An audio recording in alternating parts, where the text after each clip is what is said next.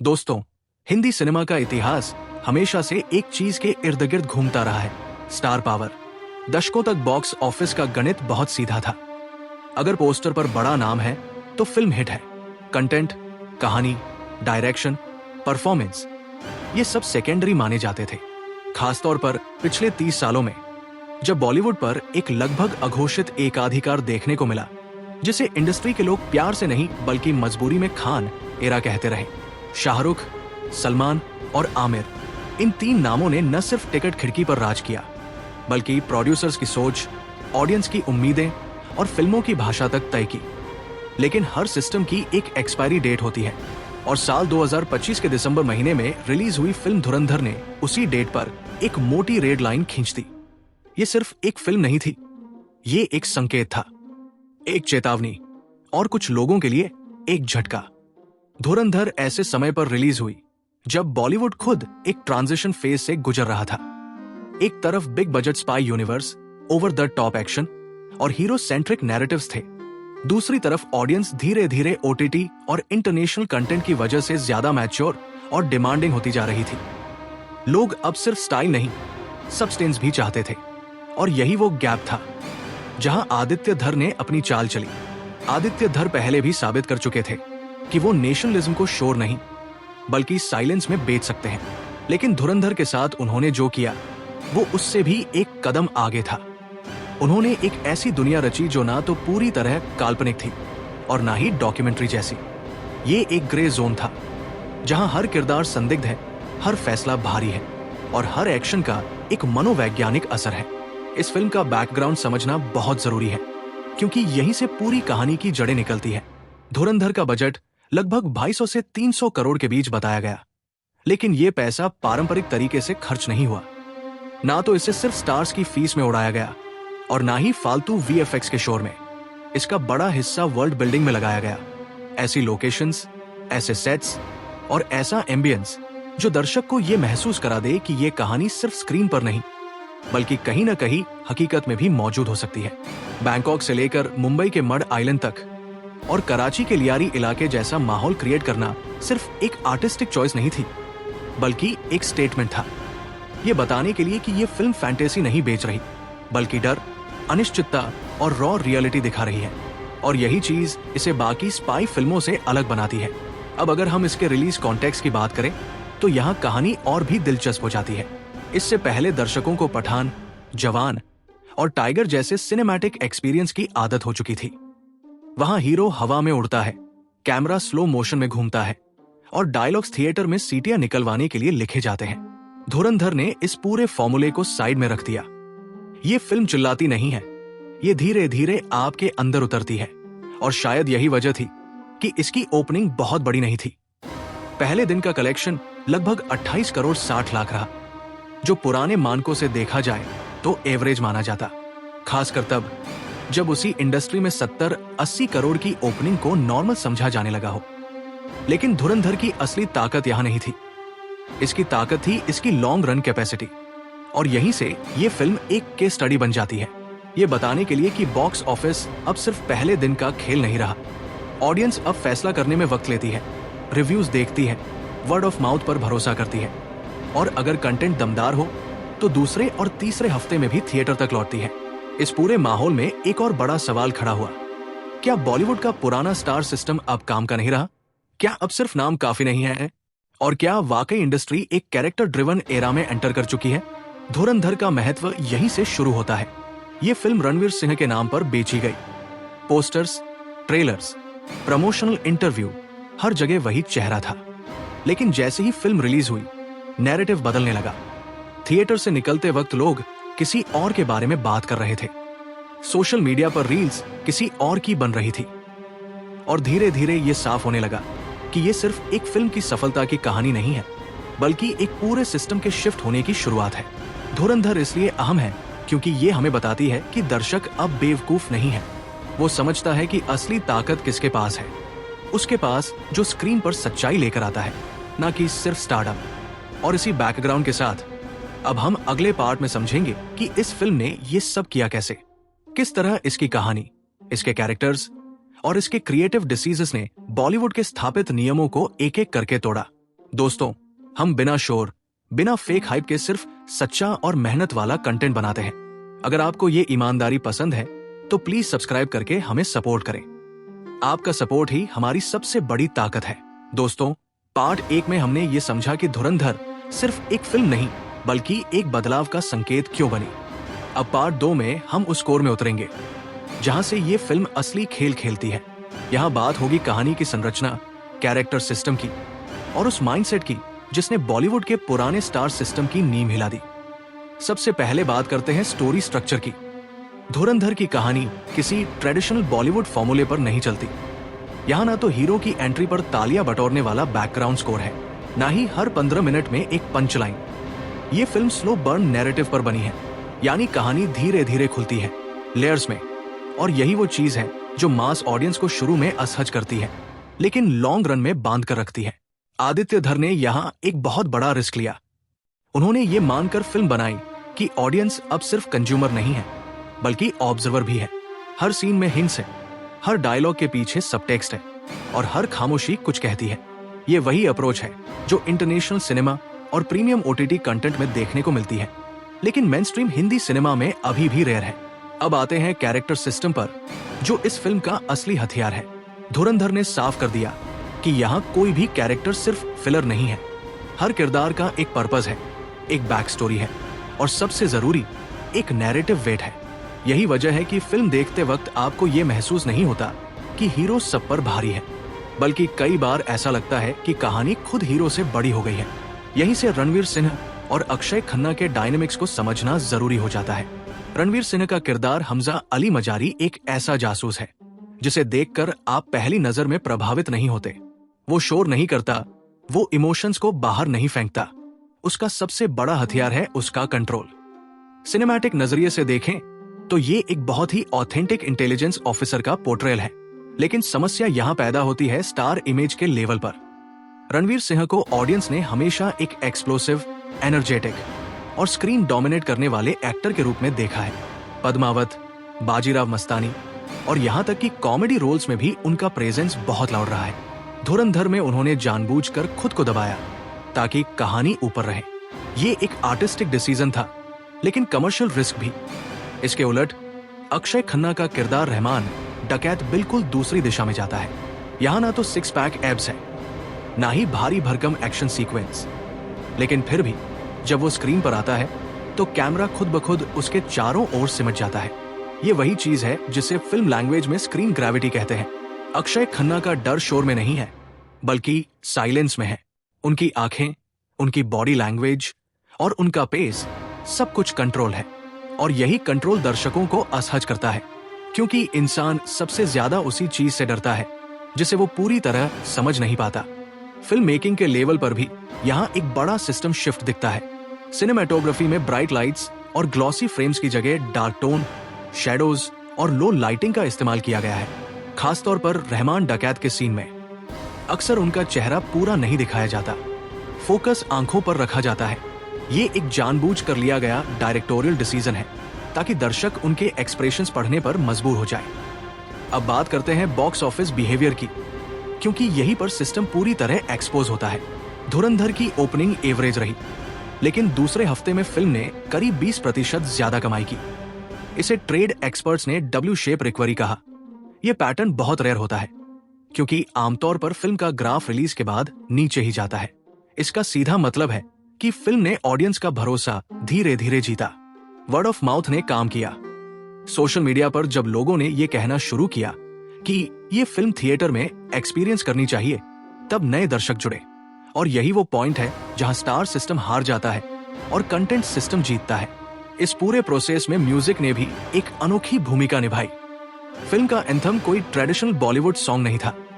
अरबी hip hop track FNLA जो flip Aichi ने गाया, पूरी तरह अनएक्सपेक्टेड था और यही उसकी ताकत बन गई। ये गाना प्रमोशन के लिए नहीं बल्कि नैरेटिव के लिए इस्तेमाल हुआ। सबसे दिलचस्प बात यह है कि इस गाने का हुक स्टेप कोई कोरियोग्राफर डिजाइन नहीं करता। ये अक्षय खन्ना का खुद का इम्प्रोवाइज किया हुआ मूव था। सिर्फ 5 सेकंड का एक छोटा सा मोमेंट जिसने सोशल मीडिया पर आग लगा दी। ये बताता है कि आज के दौर में ऑथेंटिसिटी पॉलिश से ज्यादा मायने रखती है। अब अगर हम सिस्टम लेवल पर देखें तो धुरंधर ने प्रोड्यूसर्स की सोच पर सीधा हमला किया। अब तक माना जाता था कि बड़ा बजट मतलब बड़ा स्टार, लेकिन इस फिल्म ने साबित कर दिया कि बड़ा बजट अगर वर्ल्ड बिल्डिंग और कैरेक्टर डेवलपमेंट में लगे तो रिजल्ट कहीं ज्यादा टिकाऊ होता है। यहीं से इंडस्ट्री के अंदर बेचैनी शुरू हुई, क्योंकि अगर ये मॉडल काम करने लगा तो कई सुपरस्टार्स की फीस, उनकी डिमांड और उनकी नेगोशिएशन पावर सवालों के घेरे में आ जाती है। पार्ट 2 यही खत्म होता है, लेकिन कहानी अभी आधी भी नहीं हुई है।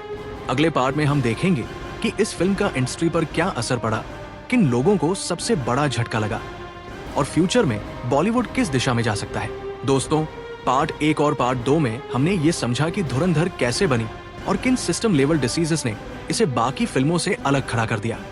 अब पार्ट 3 में हम उस असली तूफान की बात करेंगे जो फिल्म की रिलीज के बाद आया, क्योंकि किसी भी फिल्म की असली परीक्षा थिएटर में नहीं बल्कि उसके बाद इंडस्ट्री में होने वाले बदलावों से होती है। सबसे पहला और सबसे बड़ा इंपैक्ट पड़ा बॉक्स ऑफिस साइकोलॉजी पर। दशकों से ट्रेड एनालिस्ट एक ही मीट्रिक से फिल्म को जज करते आए थे, ओपनिंग डे कलेक्शन, लेकिन धुरंधर ने इस पूरे पैमाने को अप्रासंगिक बना दिया। 28 करोड़ की ओपनिंग को पहले जिस फिल्म का एवरेज स्टार्ट कहा जाता, वही फिल्म कुछ ही हफ्तों में 1000 करोड़ क्लब में एंट्री कर जाती है। तो सवाल उठना लाजमी है कि असली पावर किसके हाथ में है। ये फिल्म एक लॉन्ग रन फेनोमेनन बन गई। दूसरे और तीसरे हफ्ते में इसकी ग्रोथ ने यह साबित कर दिया कि आज की ऑडियंस सिर्फ पहले दिन की हाइप पर भरोसा नहीं करती। लोग रिव्यूज देखते हैं, दोस्तों से पूछते हैं, सोशल मीडिया पर डिस्कशन पढ़ते हैं और फिर टिकट खरीदते हैं। ये बिहेवियर शिफ्ट बहुत बड़ा है, क्योंकि ये सीधे सीधे स्टार बेस्ड मार्केटिंग को कमजोर करता है। अब बात करते हैं उस फैक्टर की जिसने इस फिल्म की कमाई को और भी ज्यादा ऐतिहासिक बना दिया, गल्फ बैन। सऊदी अरब, यूएई और बहरीन जैसे मार्केट्स जो इंडियन फिल्मों के लिए गोल्ड माइन माने जाते हैं, वहां धुरंधर को पाकिस्तान विरोधी कंटेंट बताकर बैन कर दिया गया। एक्सपर्ट्स का मानना है कि इस बैन की वजह से फिल्म को करीब 40 से 65 करोड़ का नुकसान हुआ।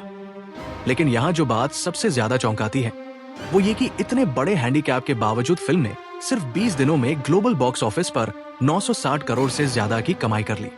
ये आंकड़ा अपने आप में एक मैसेज है। अगर कंटेंट दमदार है तो जियोग्राफिकल लिमिट्स भी उसे रोक नहीं सकती। इस बैन का एक इमोशनल एंगल भी है जिसे अक्सर नजरअंदाज कर दिया जाता है। जिस रैपर फ्लिप एची की आवाज और बीट्स ने फिल्म के एंथम को वायरल बनाया, वही कलाकार अपनी ही फिल्म को थिएटर में नहीं देख पाया।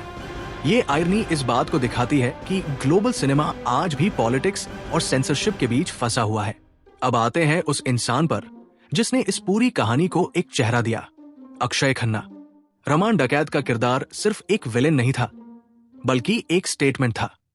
ये स्टेटमेंट की उम्र, बॉडी टाइप और ग्लैमर अब सुपरस्टार बनने की शर्त नहीं रहे। 50 साल की उम्र में अक्षय खन्ना का रातों रात नेशनल क्रश बन जाना इंडस्ट्री के लिए एक शौक था। उनकी परफॉर्मेंस ने यह साबित किया कि डर पैदा करने के लिए चिल्लाना जरूरी नहीं।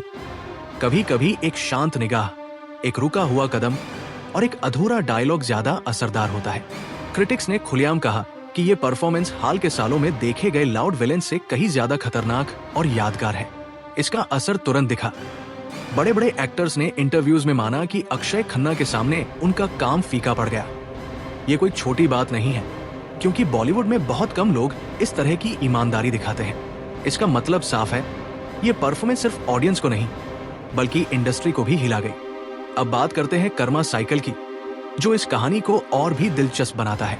2018 में पद्मावत के दौरान रणवीर सिंह ने अलाउद्दीन खिलजी बनकर शाहिद कपूर को लगभग ओवरशैडो कर दिया था। उस वक्त शाहिद ने खुद माना था कि उन्हें फिल्म में इंफीरियर महसूस कराया गया। 7 साल बाद वही कहानी उलट जाती है। धुरंधर में रणवीर सिंह हीरो है, लेकिन चर्चा विलेन की है। सोशल मीडिया पर रील्स, मीम्स और डायलॉग्स सब अक्षय खन्ना के नाम है। लोग मजाक में कहने लगे कि रणवीर के साथ वही हुआ जो उन्होंने कभी शाहिद के साथ किया था। ये तुलना भले ही सतही लगे, लेकिन ये इंडस्ट्री के ईगो और पावर डायनेमिक्स पर एक गहरा कमेंट करती है। इसका सीधा असर रणवीर सिंह के करियर डिसीजेस पर भी पड़ा। इंडस्ट्री में चर्चा तेज हो गई कि वो अपनी फिल्मोग्राफी को लेकर दोबारा सोच रहे हैं। खासतौर पर डॉन 3 को लेकर अनिश्चितता की खबरें आने लगी। कहा जाने लगा कि धुरंधर के बाद Ranveer back to back gangster या जासूस वाली फिल्मों में टाइप कास्ट नहीं होना चाहते। अगर ये फैसला सच होता है तो ये फरहान अख्तर के लिए एक बड़ा झटका होगा। शाहरुख खान के बाद डॉन फ्रेंचाइजी को नया चेहरा मिलना ही मुश्किल था, और अगर रणवीर भी पीछे हटते हैं तो ये दिखाता है कि स्टार्स अब सिर्फ फ्रेंचाइज वैल्यू पर नहीं बल्कि अपने इमेज आर्क पर भी ध्यान दे रहे हैं। सबसे बड़ा आफ्टरशॉक पड़ा दृश्यम 3 पर। रिपोर्ट्स के मुताबिक अक्षय खन्ना ने इस प्रोजेक्ट से खुद को अलग कर लिया। वजह सिर्फ फीस नहीं थी बल्कि क्रिएटिव कंट्रोल भी था। धुरंधर के बाद अक्षय की मार्केट वैल्यू इतनी बढ़ गई कि उन्होंने अपने ऑन स्क्रीन लुक और किरदार की गहराई पर सवाल उठाने शुरू कर दिए। ये स्थिति प्रोड्यूसर्स के लिए नई थी। अब तक विलेन या सपोर्टिंग एक्टर से इतनी डिमांड्स की उम्मीद नहीं की जाती थी, लेकिन धुरंधर ने ये इक्वेशन बदल दिया।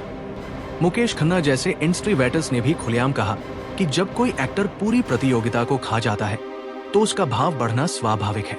पार्ट 3 यही खत्म होता है, लेकिन असली सवाल अभी बाकी है। क्या ये बदलाव टिकाऊ है या ये सिर्फ एक फिल्म का जादू था? दोस्तों, अब वक्त आ गया है इस पूरी कहानी को समेटने का। पार्ट 1 से पार्ट 3 तक हमने धुरंधर को एक फिल्म की तरह नहीं बल्कि एक इंडस्ट्री फेनोमेनन की तरह समझा। अब पार्ट 4 में हम ये तय करेंगे कि ये बदलाव अस्थायी था या स्थायी, और बॉलीवुड का फ्यूचर किस दिशा में जाता दिख रहा है।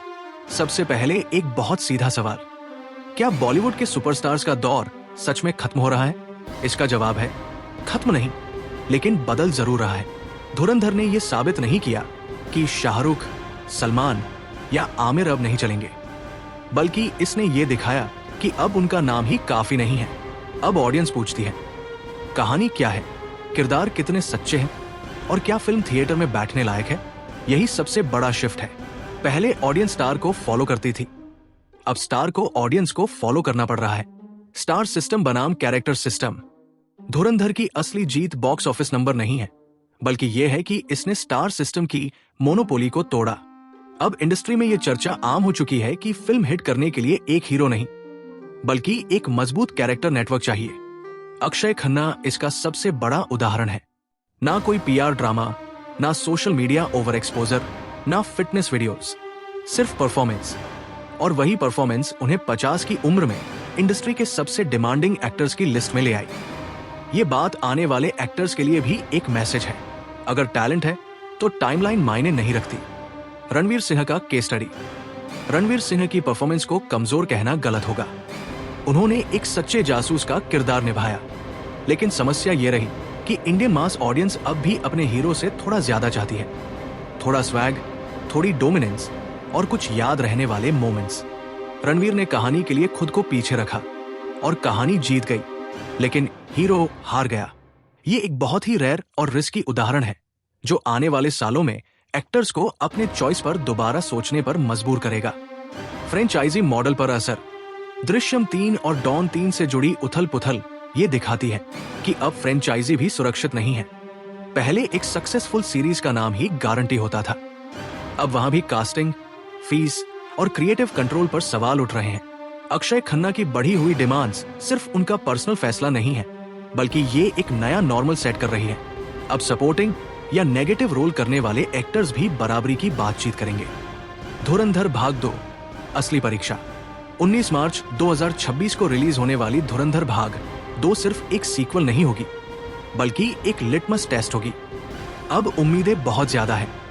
ऑडियंस देखेगी कि क्या ये टीम दोबारा वही सच्चाई, वही ग्रिट और वही इंटेंसिटी ला पाती है या नहीं। क्योंकि इतिहास गवाह है, एक बड़ी फिल्म बनाना मुश्किल होता है, लेकिन उससे भी मुश्किल होता है उस लेवल को दोहराना। Final verdict. धुरंधर ने यह साफ कर दिया है कि अब बॉलीवुड में असली सुपरस्टार वो नहीं होगा जिसका नाम पोस्टर पर सबसे ऊपर हो, जिसकी फीस सबसे ज्यादा हो, जिसके फैन क्लब सबसे बड़े हों, बल्कि वो होगा जो स्क्रीन पर सच्चाई ला सके, जो किरदार को जी सके और जो कहानी से बड़ा नहीं बल्कि कहानी का हिस्सा बन सके। यही वजह है कि धुरंधर को 2025 की सिर्फ एक हिट फिल्म कहना गलत होगा। ये एक टर्निंग पॉइंट है। ऑडियंस क्वेश्चन, आपके हिसाब से क्या बॉलीवुड में अब कैरेक्टर ड्रिवन सिनेमा का दौर शुरू हो चुका है या सुपरस्टार्स फिर से वापसी करेंगे? अगर आपको ये डीप एनालिसिस पसंद आया हो तो वीडियो को लाइक करें, शेयर करें और ऐसे ही कंटेंट के लिए चैनल को सब्सक्राइब जरूर करें।